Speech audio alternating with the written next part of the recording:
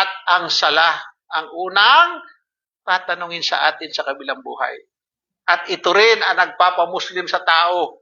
Hindi yung kasuutan natin, hindi yung balbas na ito, no. Ang sala ang nagpapamuslim sa atin. Bakit? Maraming mga Arabo rin ang hindi nagsasala. Matatawag ba na Muslim ang hindi nagsasala, sister? Matatawag ba? Hindi. Hindi siya matatawag na Muslim. Kahit ang tatay pa niya ay imam sa masjid, hindi matatawag na Muslim siya sapagkat hindi siya nagsasagawa ng sala, ayaw niyang sumunod, sumuko, tumalim at magpasakop sa nag-iisang Diyos. Ang sala ay itong pagpapatunay na ikaw ay tapat kay Allah subhanahu wa ta'ala. Ikaw ay nagmamahal kay Allah subhanahu wa ta'ala at sinusunod mo ang aral ng Propeta Muhammad sallallahu alaihi wasallam. Kapag hindi ka nagsala, ibig sabihin, wala kang relihiyon. Sapagkat sinabi ng Propeta Muhammad sallallahu alaihi wasallam, ang pagitan ng Muslim at non-Muslim, only sala. Only sala. Only sala. Kapag hindi ka, halimbawa, nandito ka, kapag hindi ka nagsagawa ng sala, you are not a Muslim. Hindi ka Muslim kapag hindi ka nagsagawa ng sala.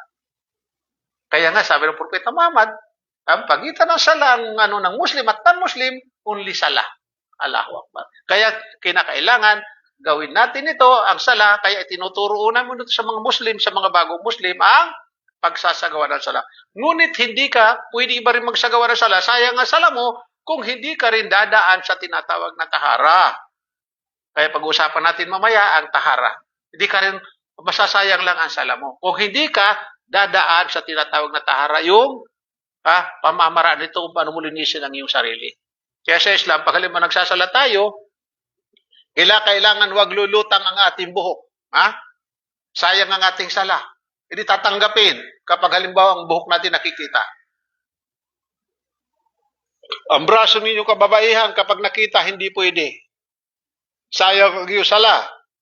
Ang binti, hindi rin pwede. Hindi ito katulad ng ating minanang relihiyon na wala siyang bawal. Pwede ka nga magpunta sa simbahan naka-short. Pwede ka nga magpunta sa simbahan na nakaluha na yung dibdib mo. So sa Islam, no. Hindi tama yun.